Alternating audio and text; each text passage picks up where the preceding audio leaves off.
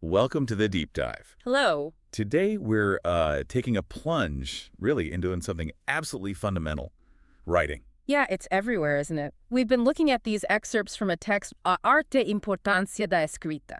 Right, and it really gets into the nuts and bolts. Does. So our mission today, really, is to use this material to unpack what writing actually is, why it's so important, how it works. And maybe the big one for listeners, how you can actually get better at it. Exactly. We want to pull out those key insights, maybe see writing in a slightly different way. And maybe touch on some surprising origins of common terms we use all the time when we talk about writing. Okay, let's dive in then. So according to this source material, what are we actually talking about? What is writing at its core?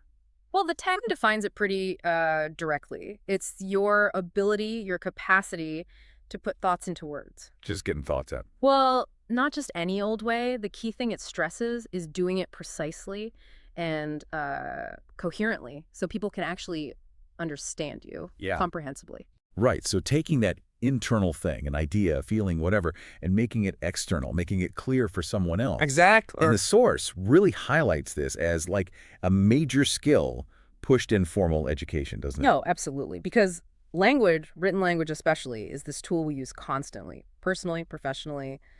It's just there. So it's framing it less as some academic thing and more as a fundamental tool for, getting by. For your career. Precisely. Oh. It's positioned as really essential for navigating the world. Okay. And here's something interesting the text brings up. It challenges that idea that some people are just, born writers. Yeah, it pushes back on that hard. The source is very clear. Writing is a learned skill. Learned how. Like anything else you pick up, really. Learning an instrument, getting good at a sport, it takes practice. And, this is crucial, using the right method. A method. Okay, so there's a structure to learning it, a process. Yes, the text lays out a kind of typical process, usually 3 stages. 3 stages. Okay, let's break that down. What's stage 1? It kicks off with planning. This is all the stuff you do before you actually write. Like brainstorming. Yeah, gathering your sources, thinking about how to organize the information, deciding what kind of text you're aiming for, figuring out where you'll start, where you want to end up. So mapping it out. Exactly. The source calls it creating a text plan or an outline. It's your guide. Okay, so before you even type a lot of the work is figuring out the structure, the purpose, like building a blueprint first. That's a great way to put it. It's about ordering your thoughts and materials right at the start. Foundational stuff. Got it. Planning is step 1. So after the blueprint, what's next? Stage 2 is textualization. This is the part most people think of as writing. Getting the words down. Right. Taking that plan or outline and fleshing it out. Creating a draft, the source uses the term rascunho. Okay, the draft. Yeah. First pass. And this is where that interesting word origin comes in. Rascunho. Yes. This was fascinating. The text points out rascunho comes from the Latin word redigere. Redigere. And according to the source, that means what? To compile, to put in order. Exactly. But get this. Initially, it was used for really physical things. Like gathering logs for a fire or collecting stones for building something, physically putting stuff in order. Wow. Only later did it sort of shift metaphorically to mean ordering words, which became writing. That connection is, well, it's pretty amazing. It makes total sense, though, doesn't it? It ties right back to that planning stage. It does. You're literally ordering your thoughts, compiling info, just like you'd compile wood or stones. It really reinforces that writing isn't just this, magical flow of words. It's an act of deliberate organization, compilation. Totally. Gives it a real, tangible feel. Okay, so we have planning, then textualization, the drafting, the compiling. What's the third and final stage in this method? Stage 3 is revision. The source also talks about this as closure and control. Control. Yeah, stepping back, reading what you've written, actively looking for errors, maybe things you repeated unnecessarily, places where it's just sloppy. Polishing it up. Right. The goal is making sure the final text is as clear and understandable as possible. So it's not just write and done. It's write, then refine. Yeah. Make sure the ordering you did actually works for the reader. Exactly. Now, the source also mentioned redasso. That's related, but sometimes used differently. Yeah, it's a bit nuanced.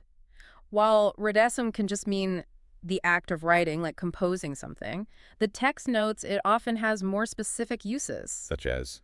Well, it can refer to a physical place, like a newsroom where journalists work, Oh, okay. Or even, metonymically, the actual editorial team making decisions there. And then in schools, it's often the word for a student essay, right? A composition on a set topic. Gotcha. So context matters. It's related to writing, but read a sound might point to a newsroom or staff or a specific school assignment. Precisely.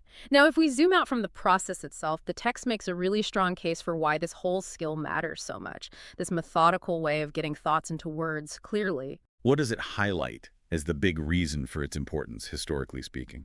It basically says that our ability to write things down has been fundamental to, well, civilization developing. How so? Written texts let ideas and information travel huge distances and last across incredible stretches of time, centuries, millennia even, things that just spoken word couldn't do. It overcomes those limits of just talking face to face. That's a massive point. And if the writing lasts, separate from the writer, the pressure for clarity must be immense, right? You can't pop up later to explain what you meant. Exactly. The clarity has to be in the text. And bringing it down to the everyday, the source argues that having at least basic writing skills is pretty much a requirement for almost any professional job today. Really? Any job? Well, especially if you need to convey information or be accountable for something or give instructions. The text really emphasizes that good writing is how you guarantee people understand correctly in those situations. It underpins so much professional communication. Now, the text also gets into how writing isn't just one thing. It takes different shapes, right? Depending on why you're writing. Right. It outlines a few key types based on the purpose and the nature of the writing. Okay, like what?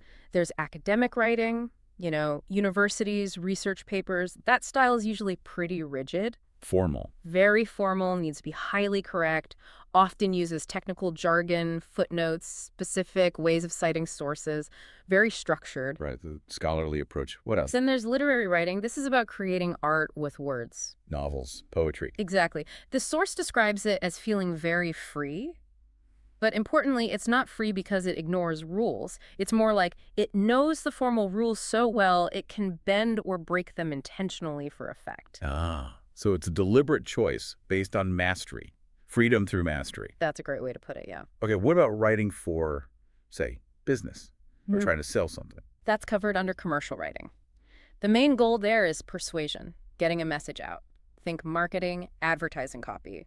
So less rigid, perhaps. Generally, yeah. The text suggests it's often more flexible than academic, maybe even some literary writing, because the focus is really on grabbing attention and convincing you. Makes sense. And the last main type mentioned, news reporting. That's journalistic writing. Newspapers, columns, editorials, chronicles, that kind of thing. It has its own language rules, but it's also heavily shaped by professional ethics. Ethics like? Objectivity, trying to be truthful, a certain level of formality, avoiding slang or distortion. There's a code there. So the why behind the writing really dictates the style, the rules, even the ethics involved. Absolutely. Okay, so given all this writing is a learned skill, the method, its importance, these different forms, the big question I'm sure listeners have is, how do I actually get better? The source gives some practical advice, right? Even saying it takes effort. It does. And it starts with something that sounds simple, but the text explains the logic. Read more and read better. Read more. How does that help my writing, according to the source? The logic is pretty straightforward. If you want to get better at using language, you need to see how skilled people use it. Immerse yourself. Exactly. Read good writers, translators, poets, people who use language well. The text flat out says people who read more consistently tend to write better. You're building up your internal database of what good writing sounds like, what words work. It's like learning by osmosis, almost. Oh. Okay, so read more. What's the next practical step from the source? Have clarity of ideas. This seems obvious, but the text really emphasizes it. If you're fuzzy about what you want to say, You'll write fuzzily. Inevitably. Knowing your core message clearly is presented as absolutely fundamental. Clarity of thought comes before clarity on the page, which connects right back to that process we talked about, doesn't it? It absolutely does, which leads right into the next piece of advice. Plan your text more carefully. Back to planning again. Yes, the source really pushes for investing time up front in that planning stage. Make an outline, know your main points, use it as a guide while you write, check the logical flow before you start pouring out sentences. It's presented as a key way to avoid just rambling or getting lost. That structure helps prevent the waffle, gives you direction. Okay, and the final bit of concrete advice here. Use symbol language. Now, the source is quick to clarify this doesn't mean dumbing things down. Right. It means using language you actually understand and control well. The recommendation is to go for simple, but not simplistic language. What does that look like practically? Preferring shorter sentences, maybe sticking to that basic subject-verb-predicate structure to start, using words you're 100% sure about, and only trying more complex sentences or fancier vocabulary as you get more confident and skilled. So master the basics before you try the linguistic gymnastics. Makes sense.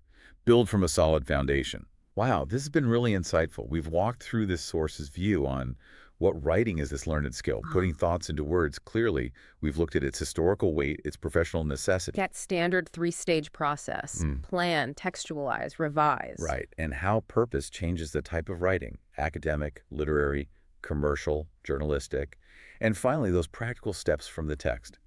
Read more. Get clear on your ideas first.